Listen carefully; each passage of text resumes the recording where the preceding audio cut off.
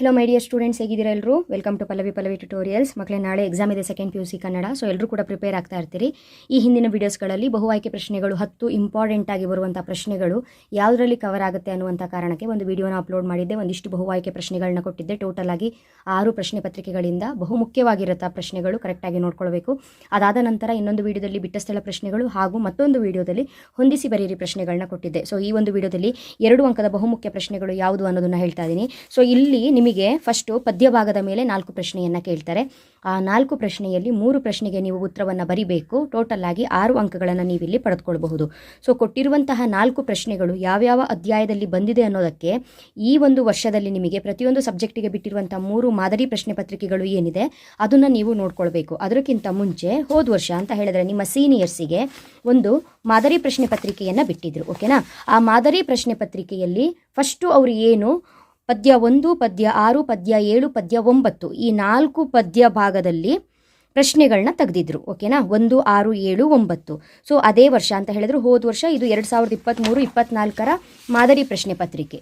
Okay, ಈ ಮಾದರಿ ಪ್ರಶ್ನೆ ಪತ್ರಿಕೆಯನ್ನು ಆಧರಿಸಿ ನಾನು ನಿಮಗೆ ಇಂಪಾರ್ಟೆಂಟ್ ಕ್ವಶನ್ಸ್ನ ನಿಮ್ಮ ಸೀನಿಯರ್ಸಿಗೆ ಕೊಟ್ಟಿದ್ದೆ. ಸೊ ಹೋದ ವರ್ಷ ಆ್ಯನುವಲ್ ಎಕ್ಸಾಮಿಗೆ ಅದೇ ಒಂದು ಮಾದರಿ ಪ್ರಶ್ನೆ ಪತ್ರಿಕೆಯನ್ನು ಆಧರಿಸಿ ಪ್ರಶ್ನೆಯನ್ನು ಕೊಟ್ಟಾಗ ಆ್ಯನುವಲ್ ಎಕ್ಸಾಮಲ್ಲೂ ಕೂಡ 1, 6, 7, 9 ಪದ್ಯದಲ್ಲೇ ಪ್ರಶ್ನೆ ಬಂದಿತ್ತು. ಹಾಗಾಗಿ ನಾವು ಈ ವರ್ಷ ಏನು ಮಾಡಬೇಕು ಅಂತ ಹೇಳಿದರೆ, ಈಗ ನಾಳೆ ಎಕ್ಸಾಮ್ ಬರೆಯುವಾಗ ಯಾವ್ಯಾವ ಪದ್ಯ ಭಾಗವನ್ನು ಓದ್ಕೊಂಡ್ರೆ 4 ಪ್ರಶ್ನೆಗಳು ಬರುತ್ತೆ, ಅದರಲ್ಲಿ 3 ಪ್ರಶ್ನೆಗಳಿಗೆ ನಾವು ಅಟೆಂಡ್ ಮಾಡಬಹುದು ಅನ್ನುವಂತಹ ಐಡಿಯಾ ಇರಬೇಕು. ಹಾಗಾಗಿ 3 ಮಾದರಿ ಪ್ರಶ್ನೆ ಪತ್ರಿಕೆಗಳಲ್ಲಿ ಕೊಟ್ಟಿರುವಂತಹ ಪದ್ಯ ಭಾಗದ ನಂಬರ್ಗಳನ್ನ ನಾನಿಲ್ಲಿ ಬರೆದಿದ್ದೀನಿ ನೋಡಿ. ಫಸ್ಟು ಪದ್ಯ ಭಾಗದ 4 ಪ್ರಶ್ನೆ, 1, ಪದ್ಯ 1, ಪದ್ಯ 3, ಪದ್ಯ 6, ಪದ್ಯ 9ರಲ್ಲಿ ಒಂದು ಪ್ರಶ್ನೆಯನ್ನು ಕೊಟ್ಟಿದ್ದಾರೆ, ಒಂದೊಂದು ಪ್ರಶ್ನೆಯನ್ನು ಕೊಟ್ಟಿದ್ದಾರೆ. ಆಯಿತಾ? ನೆಕ್ಸ್ಟು ಇನ್ನೊಂದು ಮಾದರಿ, ಒಟ್ಟು 3 ಮಾದರಿ ಪ್ರಶ್ನೆ ಪತ್ರಿಕೆ ಅಲ್ವಾ? 2ನೇ ಮಾದರಿ ಪ್ರಶ್ನೆ ಪತ್ರಿಕೆಯಲ್ಲಿ 1, 3, 7, 9 ಪದ್ಯ ಭಾಗದಿಂದ ಕೊಟ್ಟಿದ್ದಾರೆ. 1, 3, 7, 9. ಇನ್ನೊಂದು ಪೇಪರಲ್ಲಿ 1, 3, 7, 10 ಈ ಒಂದು ಪದ್ಯ ಭಾಗದಲ್ಲಿ ಕೊಟ್ಟಿದ್ದಾರೆ. ಅಲ್ಲಿಗೆ ಕಾಮನ್ ಆಗಿರೋದು ಇಲ್ಲಿ 7, 9, 7, 10 ಮತ್ತು 6, 9 ಚೇಂಜ್ ಆಗಿದೆ. ಅದು ಬಿಟ್ಟರೆ 1, 3, 1, 3, 1, 3 ಎಲ್ಲ ಕಡೆ ಕಾಮನ್ ಇದೆ. ಒಂದು ರಾಮಾಯಣಕ್ಕೆ ಸಂಬಂಧಪಟ್ಟಿದ್ದು, ಇನ್ನೊಂದು ಮಹಾಭಾರತಕ್ಕೆ ಸಂಬಂಧಪಟ್ಟಿದ್ದು. ಸೊ ಎರಡೂ ಕಾನ್ಸೆಪ್ಟು, ಎರಡೂ ಪದ್ಯಗಳನ್ನ ಕರೆಕ್ಟಾಗಿ ಓದ್ಕೊಳ್ಬೇಕು. ಹಾಗಾಗಿ 1 ಮತ್ತು 3ರಲ್ಲಿ ಬರುವಂತಹ ಪದ್ಯ ಭಾಗದ ಎಲ್ಲ ಪ್ರಶ್ನೆಗಳನ್ನ ನೋಡ್ಕೊಳ್ಬೇಕು. ಈ ವಿಡಿಯೋದಲ್ಲಿ ಆ ಪ್ರಶ್ನೆಗಳು ಯಾವುದು, ಅದಕ್ಕೆ ಉತ್ತರಗಳೇನು ಅನ್ನೋದನ್ನ ಹೇಳ್ತೀನಿ. ನೆಕ್ಸ್ಟು 7 ಬಹುಮುಖ್ಯವಾಗಿರುತ್ತೆ ನೋಡಿ. 7 ಪದ್ಯ ಕೂಡ, 7ನೇ ಪದ್ಯ ಎರಡೂ ಕಡೆ ಬಂದಿದೆ ಒಂದು. ಇನ್ನೊಂದು 9 ಪದ್ಯ ಕೂಡ ಎರಡೂ ಕಡೆ ಬಂದಿದೆ. 6 ಮತ್ತು 10ರಲ್ಲಿ ಒಂದೊಂದು ಪೇಪರಲ್ಲಿ ಒಂದೊಂದು ಪ್ರಶ್ನೆ ಇದೆ. ನಾವೇನು ಮಾಡೋಣ ಅಂತ ಹೇಳಿದರೆ, ಇವಾಗ 1, 3, 6, 7, 9 ಇದಿಷ್ಟು ಪ್ರಶ್ನೆಗಳನ್ನು ಕರೆಕ್ಟಾಗಿ ನೋಡ್ಕೊಳ್ಳೋಣ. ಯಾಕಂತ ಹೇಳಿದ್ರು ಕೊಡುವಂಥದ್ದು 4 ಪ್ರಶ್ನೆ, ನೆನಪಿರಲಿ 3 ಪ್ರಶ್ನೆಗೆ ನಾವು ಅಟೆಂಡ್ ಮಾಡಬೇಕು. ಹಾಗಾಗಿ 1, 3, 6, 7, 9 ಈ 5 ಪದ್ಯದಲ್ಲಿ ಬರುವ ಎಲ್ಲ ಪ್ರಶ್ನೆಗಳನ್ನ ನೋಡಿಕೊಂಡ್ರೆ 100% ಗ್ಯಾರಂಟಿ ನಿಮಗೆ 6 ಮಾರ್ಕ್ಸ್ ಸಿಗುತ್ತೆ. ಸೊ ವಿಡಿಯೋ ಲೇಟ್ ಮಾಡೋದು ಬೇಡ, ನಾನು ಕ್ವಶನು ಆನ್ಸರು ಏನೇನು ಅನ್ನೋದನ್ನು ಹೇಳ್ತಾ ಹೋಗ್ತೀನಿ. ಕರೆಕ್ಟಾಗಿ ಒಂದು ಕಡೆ ನೋಟ್ ಡೌನ್ ಮಾಡಿಟ್ಕೊಂಡು ಓದಿ. ನೆಕ್ಸ್ಟು ಹೋದ ವರ್ಷ ನಿಮ್ಮ ಸೀನಿಯರ್ಸಿಗೆ ಬಂದಿರೋದು ಕೂಡ ನಿಮಗೆ ನೆನಪಲ್ಲಿರಬೇಕು, 1, 6, 7, 9. ಸೊ ನಾನಿವಾಗ ನಿಮಗೆ ಇಂಪಾರ್ಟೆಂಟ್ ಕೊಡ್ತಾ ಇರೋದು 1, 3, 6, 7, 9 ಒಂದು ಎಕ್ಸ್ಟ್ರಾನೇ ಕೊಡ್ತಾ ಇರುವಂಥದ್ದು ಈ ವರ್ಷದ ಒಂದು ಮಾದರಿ ಪ್ರಶ್ನೆ ಪತ್ರಿಕೆಯನ್ನು ಆಧರಿಸಿ. ಹಾಗಾಗಿ ಟೆನ್ಷನ್ ಮಾಡ್ಕೋಬೇಡಿ, ಆರಾಮಾಗಿ 2, 3 ವಾಕ್ಯಗಳಲ್ಲಿ ಉತ್ತರಿಸಿ. ನಿಮಗೆ ಪದ್ಯ ಭಾಗದಿಂದ 6 ಅಂಕ ಗ್ಯಾರಂಟಿ ಸಿಗುತ್ತೆ. ಓಕೆ, ಪದ್ಯ 1 ಕದಡಿದ ಸಲಿಲಂ ತಿಳಿವಂದದೆ. ಕರೆಕ್ಟಾಗಿ ನೋಡ್ಕೊಳ್ಳಿ ಮಕ್ಕಳೇ, ಬಹುಮುಖ್ಯವಾಗಿರುತ್ತಿದ್ದು. ಬಹುರೂಪಿಣಿ ವಿದ್ಯೆಯು ರಾವಣನಿಗೆ ಏನೆಂದು ಆಶ್ವಾಸನೆ ಇತ್ತಿತ್ತು. ಬಹುರೂಪಿಣಿ ವಿದ್ಯೆಯು ಚಕ್ರಧರನಾದ ಲಕ್ಷ್ಮಣನನ್ನು ಹಾಗೂ ಚರಮದೇಹಧಾರಿಯಾದ ರಾಮನನ್ನು ಬಿಟ್ಟು ಉಳಿದೆಲ್ಲರನ್ನು ನಾಶಗೊಳಿಸುತ್ತೇನೆ, ಉಳಿಸುವುದಿಲ್ಲ ಎಂದು ರಾವಣನಿಗೆ ಆಶ್ವಾಸನೆ ಇತ್ತಿತ್ತು. ರಾವಣ ತನ್ನ ಅಂತಃಪುರದ ಸ್ತ್ರೀಯರನ್ನು ಹೇಗೆ ಸಂತೈಸಿದನು? ರಾವಣನು ತನ್ನ ಅಂತಃಪುರದ ಸ್ತ್ರೀಯರ ಬಾಡಿದ ಮುಖಗಳನ್ನು ಕಂಡು, ನಿಮಗೆ ಇಂತಹ ಅವಮಾನ ಮಾಡಿದ ಅಂಗದಾದಿಗಳನ್ನು ಭ್ರೂಭಂಗ ಮಾತ್ರದಲ್ಲಿ ಸೆರೆ ಹಿಡಿದು ತಂದು ನಿಮ್ಮೆದುರು ಬಹುವಿಧವಾಗಿ ಶಿಕ್ಷಿಸುತ್ತೇನೆಂದು ಸಂತೈಸಿದನು. ಸೀತೆಯ ತಲ್ಲಣಕ್ಕೆ ಕಾರಣವೇನು? ರಾವಣನ ಆಗಮನದ ಸುದ್ದಿ ತಿಳಿದ ಸೀತೆಯು ರಾಮ ಲಕ್ಷ್ಮಣರ ಬಗ್ಗೆ ಏನನ್ನು ಕೇಳಬೇಕಾಗುತ್ತದೋ, ಯಾವ ಕೆಟ್ಟ ಸುದ್ದಿಯನ್ನು ರಾವಣ ತಂದಿರುವನೋ ಎಂದು ಸೀತೆ ತಲ್ಲಣಗೊಂಡಳು. ರಾವಣನು ಅಂತಿಮವಾಗಿ ಯಾವ ನಿರ್ಧಾರಕ್ಕೆ ಬರುತ್ತಾನೆ? ಯುದ್ಧದಲ್ಲಿ ಎರಡೂ ಸೈನ್ಯವು ಹೊಗಳುವಂತೆ ಹೋರಾಡಿ ಕೊನೆಗೆ ರಾಮ ಲಕ್ಷ್ಮಣರನ್ನು ವಿರಥರನ್ನಾಗಿ ಮಾಡಿ ಸೆರೆ ಹಿಡಿದು ತಂದು ಅನಂತರ ಸೀತೆಯನ್ನು ರಾಮನಿಗೆ ಒಪ್ಪಿಸುತ್ತೇನೆಂಬ ನಿರ್ಧಾರಕ್ಕೆ ಬರುತ್ತಾನೆ. ರಾವಣನು ಸೊಕ್ಕಿನಿಂದ ಸೀತೆಯನ್ನುದ್ದೇಶಿಸಿ ಆಡಿದ ಮಾತುಗಳು ಮಾತುಗಳು ಯಾವುವು? ರಾವಣನು ಸೊಕ್ಕಿನಿಂದ ಸೀತೆಯನ್ನು ಕುರಿತು, ನನಗೆ ಬಹುರೂಪಿಣಿ ವಿದ್ಯೆ ಸಿದ್ಧಿಯಾಗಿದೆ, ನನಗೆ ಅಸಾಧ್ಯವಾದುದು ಯಾವುದೂ ಇಲ್ಲ, ನೀನು ನಿನ್ನ ನೆಚ್ಚಿನ ರಾಮನನ್ನು ಬಿಟ್ಟು ನನ್ನನ್ನು ಒಪ್ಪಿಕೊಂಡು ಸಾಮ್ರಾಜ್ಯ ಸುಖವನ್ನು ಅನುಭವಿಸು ಎಂದು ನುಡಿದನು. ರಾವಣನಿಗೆ ಸೀತೆಯ ಬಗ್ಗೆ ವೈರಾಗ್ಯ ಮೂಡಿದ ಸಂದರ್ಭವನ್ನು ವಿವರಿಸಿ. ಸೀತೆಯು ರಾವಣನ ಕಣ್ಣೆದುರಲ್ಲೇ ಮೂರ್ಛೆ ತಪ್ಪಿ ನೆಲಕ್ಕೆ ಬಿದ್ದಾಗ ರಾವಣನಿಗೆ ಸೀತೆಯಲ್ಲಿ ವೈರಾಗ್ಯ ಮೂಡಿತು. ಕದಡಿ ಹೋದ ನೀರು ತನಗೆ ತಾನೇ ತಿಳಿಯಾಗುವಂತೆ ರಾವಣನಿಗೆ ಸೀತೆಯ ಮೇಲಿನ ವ್ಯಾಮೋಹ ದೂರಾಗಿ ವೈರಾಗ್ಯ ಮೂಡಿತು. ರಾವಣನು ತನ್ನ ಆಪ್ತರನ್ನು ಕುರಿತು ಏನೆಂದು ಹೇಳಿದನು? ರಾವಣನು ತನ್ನ ಆಪ್ತರಿಗೆ, ತನ್ನ ಗುಣಪರಿಪಾಲನೆಗಾಗಿ ಸೀತೆಯು ತನ್ನ ಬಗ್ಗೆ ಮನಸ್ಸು ಮಾಡಲಿಲ್ಲ, ನನ್ನ ದಿವ್ಯಭೂಷಣ ವಸನಗಳನ್ನಾಗಲಿ ಖೇಚರ ರಾಜ್ಯವನ್ನಾಗಲಿ ಬಯಸದೆ ತೃಣ ಸಮಾನವಾಗಿ ಕಂಡಳು. ಹೀಗಾಗಿ ಪೌರುಷ ಪ್ರಣಯಿಯಾದ ನಾನು ಪಾಪಗೈದು ಇವಳನ್ನು ಬಯಸುತ್ತೇನೆಯೇ ಎಂದು ಹೇಳಿದನು. ಈಗಲೇ ಸೀತೆಯನ್ನು ರಾಮನಿಗೊಪ್ಪಿಸಲು ರಾವಣ ಬಯಸಲಿಲ್ಲವೇಕೆ? ಈಗಲೇ ಸೀತೆಯನ್ನು ರಾಮನಿಗೊಪ್ಪಿಸಿಬಿಟ್ಟರೆ ಇದುವರೆಗೆ ತಾನು ತೋರಿದ ಪರಾಕ್ರಮ, ಕಡುಪು ಕಟ್ಟಾಯ, ಬೀರ ಬಿರುದುಗಳು ವ್ಯರ್ಥಗೊಳ್ಳುತ್ತದೆ. ಹಾಗಾಗಬಾರದೆಂದು ಯೋಚಿಸಿದ ರಾವಣನು ಸೀತೆಯನ್ನು ರಾಮನಿಗೆ ಒಪ್ಪಿಸಲಿಲ್ಲ. ಇದಿಷ್ಟು ಪದ್ಯ 1 ಕದಡಿದ ಸಲಿಲಂ ತಿಳಿವಂದದೆ. ನೆಕ್ಸ್ಟು ಪದ್ಯ 3 ಇನ್ನೂ ಹುಟ್ಟದೇ ಇರಲಿ ನಾರಿಯರೆನ್ನವಲು. ಇದರಿಂದ ಒಂದು ಪ್ರಶ್ನೆ ಗ್ಯಾರಂಟಿ. ಕೊಲಲಕ್ಷಮರೆಂದು ದ್ರೌಪದಿ ಯಾರನ್ನು ಕುರಿತು ಹೇಳಿದ್ದಾಳೆ? ನಕುಲ ಮತ್ತು ಸಹದೇವರನ್ನು ಕುರಿತು. ಕೀಚಕನೆಂಬ ನಾಯಿಯನ್ನು ಕೊಲ್ಲಲು ಅಸಮರ್ಥರೆಂದು ದ್ರೌಪದಿ ಹೇಳಿದ್ದಾಳೆ. ಮಲಗಿರುವ ಭೀಮನನ್ನು ದ್ರೌಪದಿ ಹೇಗೆ ಎಬ್ಬಿಸಿದಳು? ಮಲಗಿದ್ದ ಭೀಮನ ಬಳಿ ಬಂದು ದ್ರೌಪದಿಯು ಮೆಲ್ಲಮೆಲ್ಲನೆ ಅವನ ಮುಸುಕನ್ನು ಸಡಿಲಿಸಿ ಗಲ್ಲವನ್ನು ಹಿಡಿದು ಅಲುಗಿಸಿ ಭೀಮನನ್ನು ಎಬ್ಬಿಸಿದಳು. ತಾನು ಘೋರತರ ವಿಷ ಕುಡಿಯುವುದಾಗಿ ದ್ರೌಪದಿ ಏಕೆ ಹೇಳುತ್ತಾಳೆ?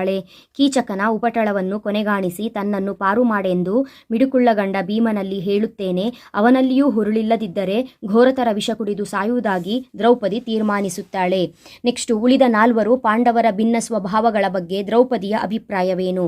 ದ್ರೌಪದಿಯು ಭೀಮನೊಬ್ಬನೇ ಕಷ್ಟಕ್ಕಾಗುವವನು ಎಂದುಕೊಂಡು ಉಳಿದ 4 ರಮಿಸಲು ಮುಂದಾಗುವವರು, ಹೆಂಡತಿಯ ಮಾನರಕ್ಷಣೆಯ ಸಂದರ್ಭ ಬಂದಾಗ ಕಾಲ್ತೆಗೆಯುವವರು, ಅವಳ ಪಾಲಿಗೆ ಅವರೆಲ್ಲ ಉಚಿತ ಬಾಹಿರರು. ಮುಂದಿನ ಪ್ರಶ್ನೆ, ಗಂಡರೈವರೋ 3 ಲೋಕದ ಗಂಡರಾರು ಹೆಸರಿಸಿ. ಗಂಡರೈವರೋ ಎಂದರೆ ದ್ರೌಪದಿಯ ಗಂಡಂದಿರಾದ ಯುಧಿಷ್ಠಿರ, ಭೀಮ, ಅರ್ಜುನ, ನಕುಲ ಮತ್ತು ಸಹದೇವ. ಇವರು 3 ಲೋಕದ ಗಂಡರೆಂದು ಹೆಸರಾದವರು.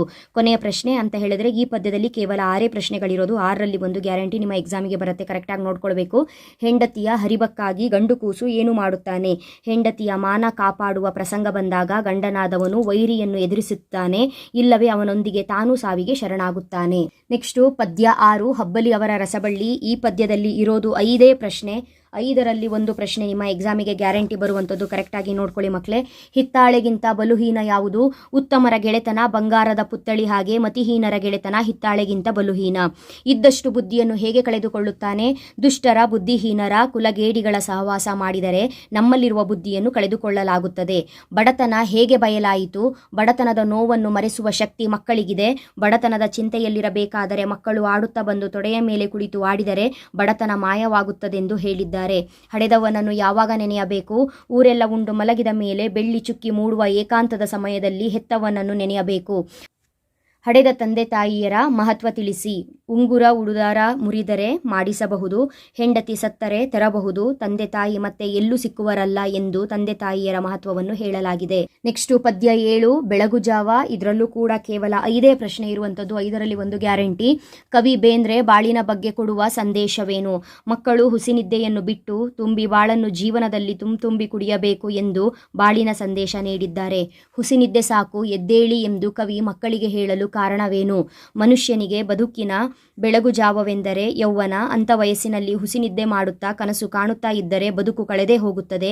ಈ ಕಾರಣದಿಂದ ಯೌವನದ ಗಳಿಗೆ ವ್ಯರ್ಥವಾಗಬಾರದೆಂದು ಹುಸಿನಿದ್ದೆ ಸಾಕು ಎದ್ದೇಳಿ ಎಂದು ಕವಿ ಮಕ್ಕಳಿಗೆ ಹೇಳಿದ್ದಾರೆ. ಕವಿಯ ಪ್ರಕಾರ ಮುಪ್ಪು ಮತ್ತು ಹರೆಯದ ನಡುವಿನ ವ್ಯತ್ಯಾಸವೇನು? ಕವಿಯ ಪ್ರಕಾರ ಮುಪ್ಪು ಚಿಂತನದಿ ಮುಳುಗುವ ಕಾಲ, ಬದುಕಿನ ಅಂತ್ಯದ ಮುಳುಗುವ ಹೊತ್ತು, ಹರೆಯ ಸುಗ್ಗಿಯಂತೆ ಸಂಭ್ರಮ, ಬೆಳಗುಜಾವದಂತೆ ಹೊಸ ಹುರುಪಿನ ಸಮೃದ್ಧಿಯ ಚೈತನ್ಯದ ಕಾಲವಾಗಿದೆ. ಬಾನು ಮತ್ತು ಮರದ ನಿತ್ಯ ನೂತನತೆಯ ಬಗ್ಗೆ ಕವಿ ಏನು ಹೇಳಿದ್ದಾರೆ? ಕತ್ತಲಿನ ನಂತರ ಪ್ರತಿದಿನ ಬಾನು ಪ್ರಕಾಶಿಸುತ್ತದೆ, ಹೊಳೆಯುತ್ತದೆ.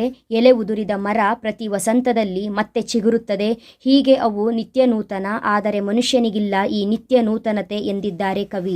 ಕೊನೆ ಪ್ರಶ್ನೆ, ಬೆಳಕು ಬೇಟೆಗಾರ ಹೇಗೆ ಬರುತ್ತಾನೆ? Very important question. ಮೂಡಲದ ಕಣ್ಣು ತೆರೆದಾಗ, ಕತ್ತಲೆ ಕಳೆದು ನಕ್ಷತ್ರಗಳು ಜಾರಿ, ಆಕಾಶದ ಬಣ್ಣ ರಂಗೇರಿದಾಗ ಮನ್ಮಥ ಜೇನ್ನೊಣದ ಎದೆಗೆ ಹೂಬಾಣ ಹೂಡಿ ಬರುತ್ತಾನೆ. ಆಗ ಗುಡಿ ಗೋಪುರಕ್ಕೆ ಬಲೆ ಬೀಸಿದಂತೆ ಬೆಳಕು ಬೇಟೆಗಾರನ ಆಗಮನವಾಗುತ್ತದೆ. ಆಗುತ್ತದೆ. ನೆಕ್ಸ್ಟ್ ಪದ್ಯ 9 ಶಿಲುಬೆ ಏರಿದ್ದಾನೆ. ಈ ಪದ್ಯದಲ್ಲಿ ಕೇವಲ 4 ಪ್ರಶ್ನೆ ಇರುವಂತದ್ದು, ಕರೆಕ್ಟ್ ಆಗಿ ನೋಡ್ಕೊಳ್ಳಿ. ಶಿಲುಬೆಗೇರಿಸಿದ ಗುಣಗಳು ಇಂದು ಯಾವ ವೇಷ ತಾಳಿವೆ? ಶಿಲುಬೆಗೇರಿಸಿದ ಗುಣಗಳು ವೇಷ ಮರೆಸಿದ ಕೇಡುಗಳಾಗಿವೆ. ಅವರ ಕೇಡುಗಳಿಂದು ರೈಫಲ್ಲು, ಟ್ಯಾಂಕ್, ಬಾಂಬ್, ಗ್ರೆನೇಡ್ಗಳ ರೂಪವನ್ನು ತಾಳಿವೆ. ಶಿಲುಬೆಗೇರಿದ ಯೇಸುವಿನ ದೇಹ ಯಾರಿಗೆ ಏನನ್ನು ಅನ್ನುವಂತಿದೆ? ಶಿಲುಬೆಗೇರಿದ ಯೇಸುವಿನ ದೇಹ ತನ್ನನ್ನು ಶಿಲುಬೆಗೇರಿಸಿ ಬರಬ್ಬನ ವಕಾಲತ್ತು ವಹಿಸಿದವರಿಗೆ, ಎಡಕ್ಕೊಬ್ಬ ಬಲಕ್ಕೊಬ್ಬ ಕಳ್ಳರನ್ನು ತೂಗಿ ಸನ್ಮಾನಿಸಿದವರಿಗೆ ಮನ್ನಿಸಲಿ ನಿಮ್ಮನ್ನು ಆ ದೇವರೇ ಅನ್ನುವಂತಿದೆ. ಯಾವ ಸಂದೇಶವನ್ನು ನೀಡುವ ರೀತಿಯಲ್ಲಿ ಜೀಸಸ್ ಶಿಲುಬೆಯೇರಿದ್ದಾನೆ? ದುಷ್ಟರ ಸಾಮ್ರಾಜ್ಯ ತೊಲಗುತ್ತದೆ, ಕ್ರೋಧ ತಿಳಿಗೇಡಿತನಕ್ಕೆ ಆಜ್ಯವಾದ ನಂತರ ದೈವಿ ರಾಜ್ಯ ಬಂದೇ ತೀರುತ್ತದೆ ಎಂಬ ಸಂದೇಶವನ್ನು ನೀಡುವ ರೀತಿಯಲ್ಲಿ ಜೀಸಸ್ ಶಿಲುಬೆ ಏರಿದ್ದಾನೆ. ಕ್ರಿಸ್ಮಸ್ ಮನೆಗೆ ಏನನ್ನು ಹೊತ್ತು ತಂದಿದೆ? Very important question. ಕ್ರಿಸ್ಮಸ್ ಮನೆಗೆ ಕೇಕು, ಚಳಿ, ನಕ್ಷತ್ರ ದೀಪಗಳನ್ನು ಹೊತ್ತು ತಂದಿದೆ. ಮಂಜು ಹತ್ತಿಯ ರೂಪ ತಾಳಿ ಪ್ಲಾಸ್ಟಿಕ್ ಗಿಡವಾಗಿ ಕ್ರಿಸ್ಮಸ್ ಮರವು ಮನೆಗೆ ಬಂದಿದೆ. ಇಲ್ಲಿ ಒಂದು ಪ್ರಶ್ನೆಯನ್ನು ಎಕ್ಸ್ಟ್ರಾ ಹೇಳ್ತಾ ಇದ್ದೀನಿ. 10ನೇ ಪದ್ಯದಲ್ಲಿ ಮುದುಕ ಏನೆಂದು ಗೋಗರಿಯುತ್ತಾನೆ. ಉಳಿದಂತ ನಾನು ಇವಾಗ ಕೊಟ್ಟಿರುವಂತಹ ಪದ್ಯಗಳಲ್ಲಿ ನೀವು ಅಷ್ಟು ನೋಡ್ಕೊಳ್ಳೋದಾದ್ರೆ ಈ ಒಂದು ಪ್ರಶ್ನೆಯನ್ನು ನೋಡ್ಕೊಂಡ್ರೆ ಸಾಕು. ಈ ಒಂದು ಪದ್ಯದಲ್ಲಿ ಬೇರೆ ಯಾವುದು ಬೇಡ. ಮುದುಕ ಫೋನು ಮಾಡಿದಾಗಲೆಲ್ಲ ಮಾತಾಡು ಮಾತಾಡು ಆಡು, ಮಾತಾಡುತ್ತಲೇ ಇರು, ನಿಲ್ಲಿಸಬೇಡ ಎಂದು ಮುದುಕಿಗೆ ಗೋಗರಿಯುತ್ತಾನೆ. ಸೊ ಇಲ್ಲಿಗೆ ನಿಮಗೆ ಪದ್ಯ ಭಾಗಕ್ಕೆ ಸಂಬಂಧಪಟ್ಟಾಗೆ 2 ಅಂಕದ ಪ್ರಶ್ನೆಗಳು ಮುಗಿತು. ಕರೆಕ್ಟಾಗಿ ಇಷ್ಟನ್ನ ನೋಡ್ಕೊಂಡ್ರೆ 6 ಅಂಕ ಗ್ಯಾರಂಟಿ. ಮುಂದಿನ ಒಂದು ವಿಡಿಯೋದಲ್ಲಿ ಗದ್ಯ ಭಾಗದಲ್ಲಿ ಕೇಳುವಂತಹ ಪ್ರಶ್ನೆಗಳು 4. ಆ 4 ಪ್ರಶ್ನೆಗಳಿಗೆ ಅರ್ಥ ಮಾಡ್ಕೊಳ್ಳಿ ಮಕ್ಕಳೇ. 2 ಪ್ರಶ್ನೆಗೆ ನೀವು ಉತ್ತರವನ್ನು ಬರೆದ್ರೆ ಸಾಕು.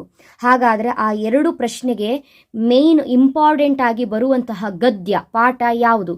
ಯಾವ ಪಾಠವನ್ನು ಓದ್ಕೊಂಡ್ರೆ ಇಲ್ಲಿ 4 ಮಾರ್ಕ್ಸ್ ನಿಮಗೆ ಗ್ಯಾರಂಟಿ ಬರುತ್ತೆ. ಈಗ ಪದ್ಯದಲ್ಲಿ ಕೊಟ್ಟ ಹಾಗೆ ಆದಷ್ಟು ಕಡಿಮೆ ಪ್ರಶ್ನೆಗಳನ್ನು ಕೊಟ್ಟು ಕಡಿಮೆ ಪದ್ಯಗಳನ್ನು ಓದೋ ರೀತಿ ಹೇಗಾಯಿತು ಅದೇ ರೀತಿ ನಿಮಗೆ ಗದ್ಯ ಭಾಗದಲ್ಲೂ ಕೂಡ ಅತಿ ಕಡಿಮೆ ಗದ್ಯವನ್ನು ಓದಿ 4 ಅಂಕವನ್ನು ಹೇಗೆ ಪಡೆದುಕೊಳ್ಬಹುದು ಅನ್ನುವಂತಹ ವಿಡಿಯೋನ ಈ ವಿಡಿಯೋ ಬಂದ ನಂತರ ನೆಕ್ಸ್ಟ್ ವಿಡಿಯೋ ಬರುತ್ತೆ. ಯಾರು ಸಬ್ಸ್ಕ್ರೈಬ್ ಮಾಡ್ಕೊಂಡಿಲ್ಲ ಅಂದರೆ ಸಬ್ಸ್ಕ್ರೈಬ್ ಮಾಡಿಕೊಂಡು ಆಲ್ ಬಟನ್ನ ಮರಿದೇ ಕ್ಲಿಕ್ ಮಾಡ್ಕೊಂಡಿರಿ. ಯಾಕಂದರೆ ನಾಳೆ ಎಕ್ಸಾಮ್ ಇರೋದ್ರಿಂದ ಒಂದ್ರ ಹಿಂದೆ ಒಂದು ವಿಡಿಯೋ ಬರ್ತಾ ಇರುತ್ತೆ. ಎಲ್ಲ ಟೈಮು ನೋಟಿಫಿಕೇಶನ್ ಬರಲ್ಲ. ಚಾನಲ್ಗೆ ಬಂದು ಚೆಕ್ ಮಾಡಿ. ಓಕೆನಾ? ಮುಂದಿನ ವಿಡಿಯೋದಲ್ಲಿ ಮತ್ತೆ ಸಿಗ್ತೀನಿ. ಅಲ್ಲಿವರೆಗೂ ಚೆನ್ನಾಗಿ ಓದ್ಕೊಳ್ಳಿ. Thank you. All the best.